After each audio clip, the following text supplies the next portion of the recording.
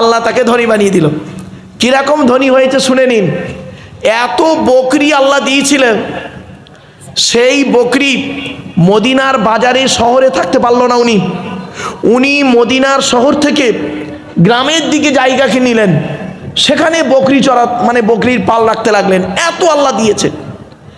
1 বছর হয়ে যাবার পর আল্লাহর নবী একজন ব্যক্তিকে পাঠালেন, যাও তো সাহাবার কাছে যাও তো, জাকাত ফরজ হয়ে গেছে ওর উপরে, জাকাতটা নিয়ে এসো। তো সেই ব্যক্তি এসেছেন, নবীজির তরফ থেকে এসেছেন, এসে বলছে, ভাই আমি আল্লাহর নবীর কাছ থেকে এসেছি, নবীজি আমাকে পাঠিয়েছেন, আপনার উপরে জাকাত ফরজ হয়ে গেছে, আপনি জাকাত দেন।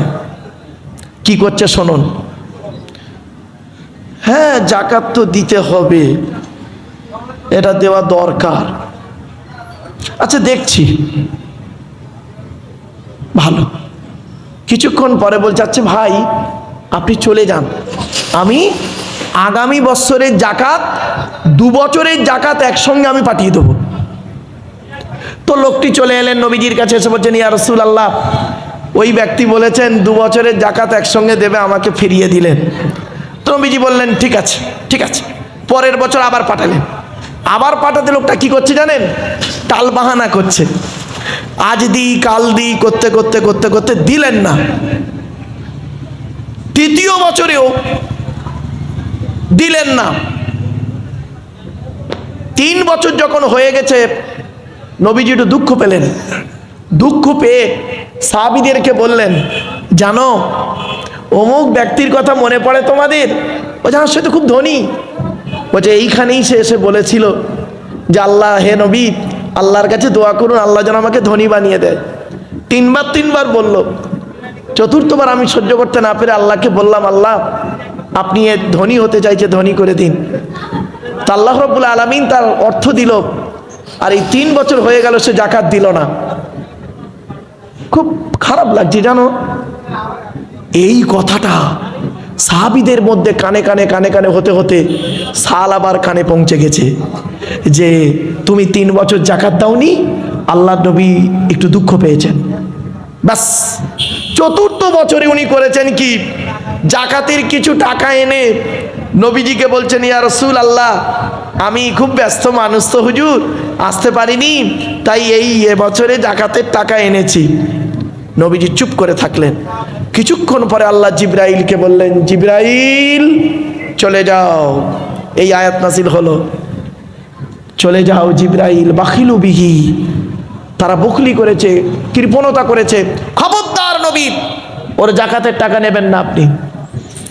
নবীজি বললেন, তোমার টাকা আমি নেব না, চলে যাও। নবীজি ইন্তেকাল করলেন। আবু বকরের যুগ এলো। উনি কিছু টাকা এনে হযরত আবু বকর সিদ্দিক রাদিয়াল্লাহু তাআলা আনহুকে বললেন, হুজুর আমিরুল মুমিনিন, আমি জাকাতের টাকা দিচ্ছি আপনাকে, আপনি নেন না। উনি বললেন, দেখো যে টাকা নবী নেয়নি, আমি আবু বকর জীবিত থাকা অবস্থায় সে টাকা নেব না, ফিরে যাও। হযরত আবু বকর ইন্তেকাল করলেন, হযরত উমর খলিফা হলেন। উমরের যুগে উনি করলেন কি, অনেকগুলো টাকা এনে হযরত উমরকে বলছেন, আমিরুল মুমিনিন আপনি আমার জাকাতটা গ্রহণ করুন। হযরত উমর বললেন, যে টাকা রাসূল নেয়নি, আবু বকর নেয়নি, আমি উমর কখনোই ও টাকা নিতে পারবো না, চলে যাও। হযরত উমর রাদিয়াল্লাহু তাআলা আনহু ইন্তেকাল করলেন। হযরত উসমান গনি রাদিয়াল্লাহু তাআলা আনহু খলিফা হলেন। হযরত উসমান গনির কাছে এসে খুব কান্নাকাটা করছেন, খুব কান্নাকাটা করছে, আর বলছে, আমার জাকাতটা আপনি দয়া করে নিন। হযরত উসমান গনি রাদিয়াল্লাহু তাআলা আনহু বললেন, যে টাকা নবী নেয়নি, যে টাকা নবী নেয়নি, আবু বকর ওমর নেয়নি, উসমান সে টাকা কোনো দিন নেবে না, চলে যাও। লাস্টে কি হলো শুনুন, লাস্টে কি হলো, ওই ব্যক্তি সব শেষ হয়ে গেল। খুব কষ্টে হযরত উসমান গনি রাদিয়াল্লাহু তাআলা আনহুর জামানায় ইন্তেকাল করলেন। কি ভাবছেন? এখানে বসে ভাবুন, না জানি আল্লাহ ওই ব্যক্তির মতো না করে। আমরা অনেক সময় বিপদ থেকে উদ্ধার হয়ে গেলে আল্লাহর ভুলে যাই। এজন্যই আমি বলেছিলাম বক্তব্যের শুরুতেই, প্রিয়জন আর কি প্রয়োজন। এজন্যই কথাটা বলেছিলাম বাবা। হয়তো প্রথমে বুঝতে পারেননি যে কথাটা কেন বললো আজকে 4টে শব্দ। চলো এরপর আল্লাহ পাক বলছেন, হে পৃথিবীর মানুষ, তোমরা কি এই জমিনটা ঘুরে দেখো না?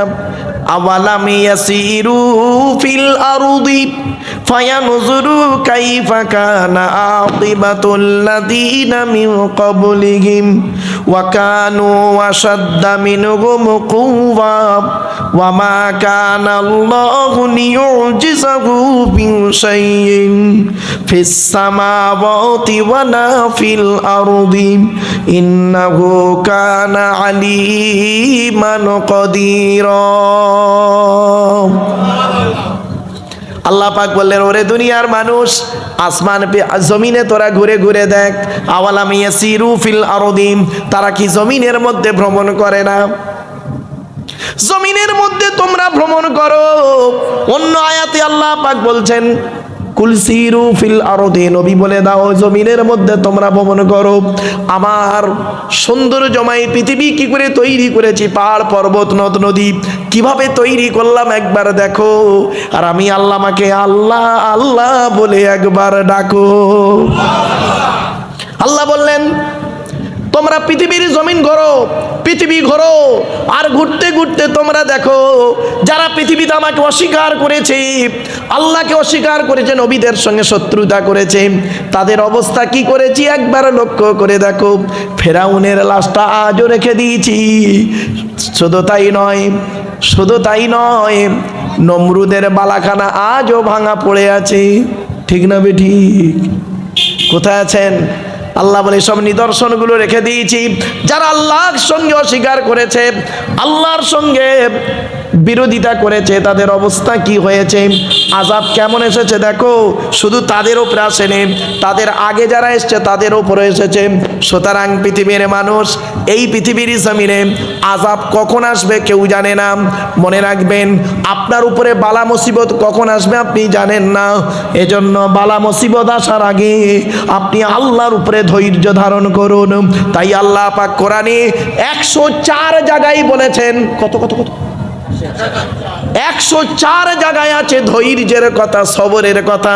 সবর শব্দটা 104 জায়গায় কোরআনে আছে। কি ধৈর্য ধারণ করেছেন আপনি?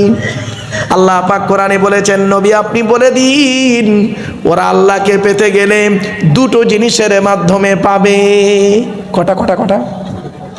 ইয়া আইয়ুহাল্লাযীনা আমানুস্তাঈনু বিস-সাবরি ওয়াস-সালাম ইন্নাল্লাহা মা'আস-সাবিরিন। হে ঈমানদার বান্দাগণ, তোমরা আল্লাহর কাছে, আমার কাছে প্রার্থনা, সাহায্য প্রার্থনা করবে। অর্থাৎ তুমি আল্লাহকে পাবে দুটো জিনিসের মাধ্যমে। এক নাম্বার হলো বিসবরি, সবরের মাধ্যমে আমি আল্লাহ আমাকে পাবে। তোমার উপরে মান অপমানিত করা হবে, লাঞ্ছিত করা হবে, তোমাকে উল্টো পাল্টা বলা হবে, তোমাকে বিভিন্ন দিক থেকে পরীক্ষা করা হবে, তোমার জান মাল দিয়ে পরীক্ষা করব। ধৈর্যের পরিচয় তুমি দিলে তুমি আল্লাহর মাকবুল বান্দা হয়ে যাবে, আল্লাহর প্রিয়জন হবে। তার দলিল বলে যাচ্ছি, হযরত আইয়ুব নবী 18 বছর রোগে থাকার পরেও আল্লাহকে ভুলে যায়নি, আল্লাহর কোনদিন ইবাদত করতে ভুলে যাননি। আল্লাহ পাক করলেন কি, উরকুদু বিরিজলিকা হাযা মুগতাসালুম বারিদু ওয়া শারাব।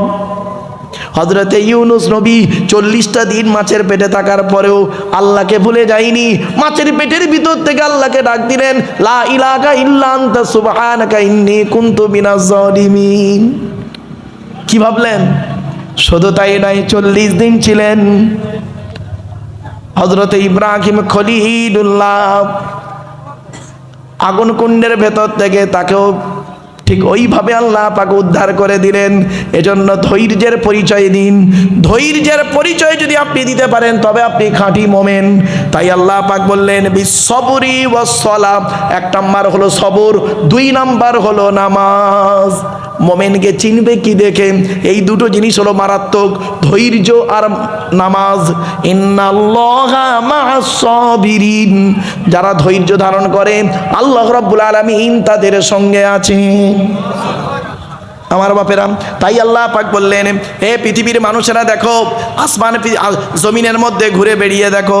আওয়ালাম ইয়াসিরু ফিল আরদি ফায়ানজুরু কাইফা কানা আকিবাতুল লাযিনা মিন ক্বাবলিহিম ওয়া কানু আশাদ্দা মিনহুম কুওয়া। তারা ক্ষমতার দিক থেকে অনেক সক্রিয় ছিল, খুব ক্ষমতাবান ছিল। হুদ নবীর লোকেরা, আদ জাতি খুব ক্ষমতাবান ছিল, কিন্তু তারা ধ্বংস হয়ে গেল। আল্লাহ বলে যাকে আমি ধ্বংস করি একবার খালি বলি শেষ হয়ে যায়। এজন্য ধ্বংস আসার আগে, ধ্বংস হওয়ার আগে তুমি পরিবর্তন হয়ে যাও, এটাই হলো তোমার জীবনের সব থেকে বড় সুযোগ। এরপরে আল্লাহ পাক বললেন তারা কি করেছে, আল্লাহ রাব্বুল আলামিনকে তারা কোনোদিন, পৃথিবী আসমান জমিনের মধ্যে এমন কিছু জিনিস নেই আল্লাহকে কি করতে অপারক করতে পারে। আল্লাহ মানুষকে অপারক করে দেন, আল্লাহকে কেউ অপারক করতে পারে না। জোরে বলুন। আপনি হয়তো মনে মনে ভাবছেন অনেক কিছু করে ফেলবো, আল্লাহ বলে না, তুই মায়ের পেট থেকে এরই দুর্বল হয়ে আস্তে আস্তে ক্ষমতা দিলাম, আবার বুড়ো হবি দেখবি দুর্বল হয়ে যাবি, তোর ক্ষমতা শেষ। এজন্য একটা কথা আপনাদের বলে যাচ্ছি, 40 বছর বয়স হয়ে গেলে, 40 বছর বয়স পার হয়ে গেলে ডিগ্রির কোনো মূল্য থাকে না। ঠিক না বেটি? ডিগ্রির মূল্য থাকে না 40 বছর বয়সের পরে গো বাপ। আর 60 বছর বয়স হয়ে গেলে, 50 বছর বয়স হয়ে গেলে, এই মা বোনেরা শুনে নিন, খুব তো রূপের বাহার দেখান, স্বামীকে গুরুত্ব দেন না, খবরদার এ কাজ কোনোদিন করবেন না। শুনে নিন আমার মা বোনদের বলে যাচ্ছি, মা বোনেরা, আল্লাহ রসুল একদিন সাহাবীদেরকে বললেন, তোমাদের বাড়িতে কয় শ্রেণীর মেয়ে ছেলে আছে বলো? সাহাবীরা বললেন, ইয়া রাসূলুল্লাহ, আমাদের বাড়িতে 4 শ্রেণীর মেয়ে ছেলে আছে। কে কে? মা, বোন, মেয়ে, বউ। আল্লাহর নবী বললেন, এই 4 শ্রেণীর মেয়ে ছেলে জান্নাতি না জাহান্নামী বলো? সাহাবীরা বললেন, ইয়া রাসূলুল্লাহ, জান্নাতি না জাহান্নামী বলবো কিভাবে, এটা তো বলা সম্ভব নয়। আল্লাহর নবী বললেন, যে সমস্ত মেয়েদের মধ্যে কমসে কম 6টা অভ্যাস থাকবে, ওই মেয়ে ছেলে যত নামাজ পড়বে, রোজা রাখবে, হজ করবে, ওই মেয়ে ছেলে হবে জাহান্নামী। কটা? 6টা অভ্যাস থাকবে।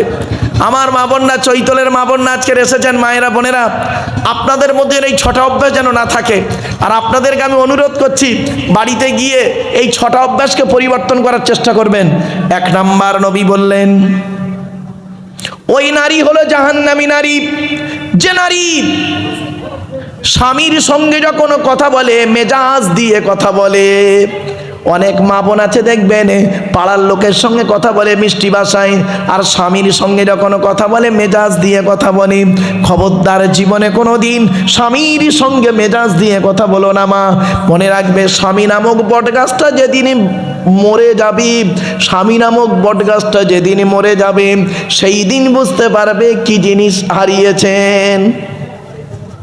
2 নাম্বার হলো ওই নারীদের প্রতি আল্লাহর গজব, যে নারী স্বামীর দুর্নাম বদনাম অন্যের কাছে করে বেড়ায়।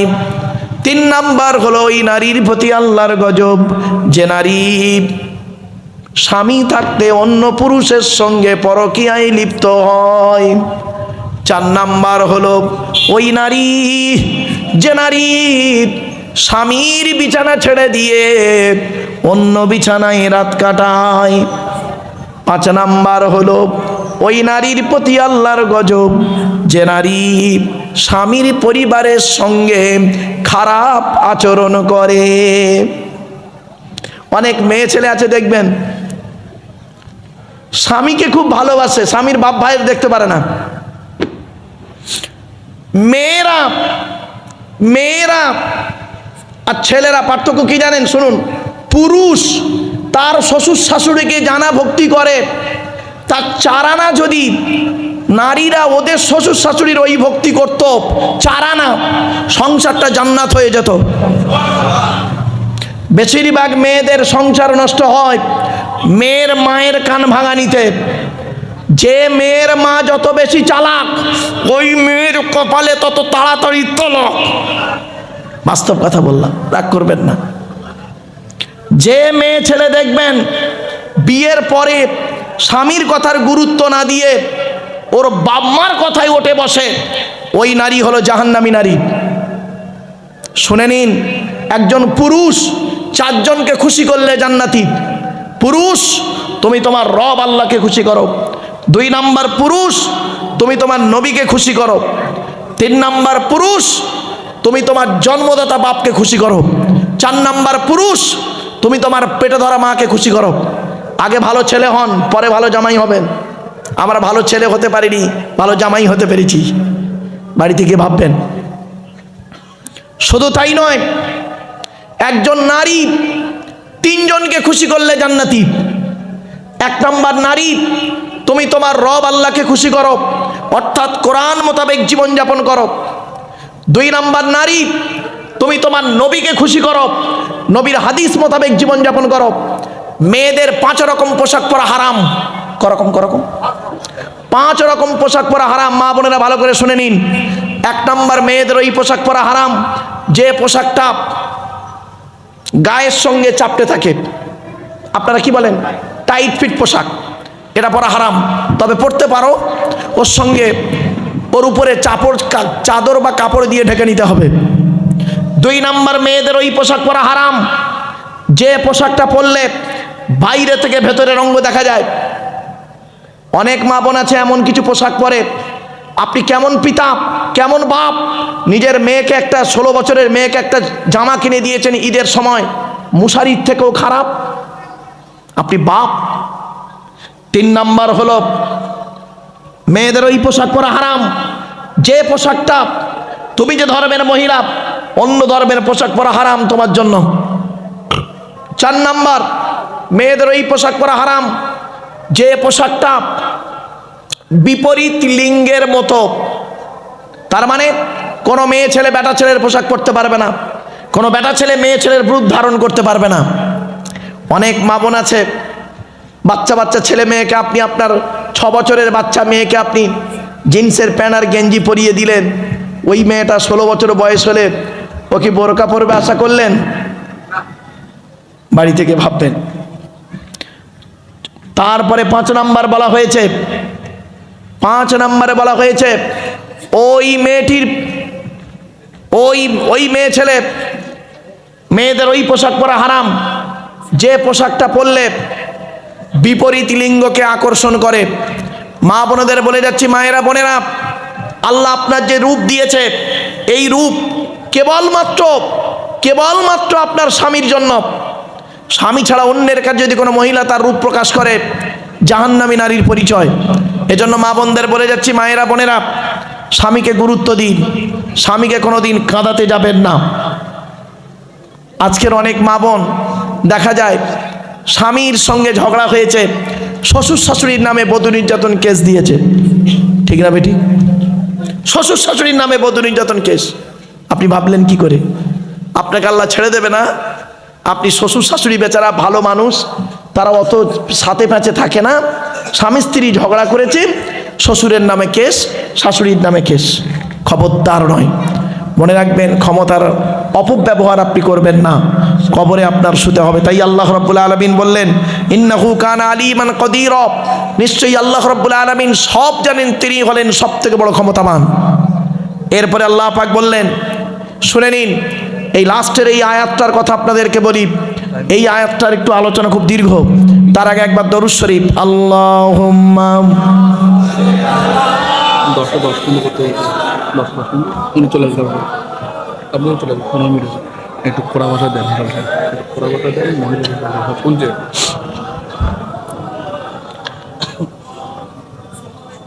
কিয়ামতের মাঠে 2 দিকের প্রশ্ন হবে। কদিকের? তাড়াতাড়ি উত্তর দেন, তাড়াতাড়ি। আল্লাহর তরফ থেকে প্রশ্ন, বান্দার তরফ থেকে প্রশ্ন। আল্লাহর তরফ থেকে কি প্রশ্ন হবে? আল্লাহর হক, হুকুকুল্লাহ, আল্লাহর হক। আর বান্দার তরফ থেকে কি প্রশ্ন? হুকুকুল ইবাদ, বান্দার হক। তো আল্লাহর হক কি? চলুন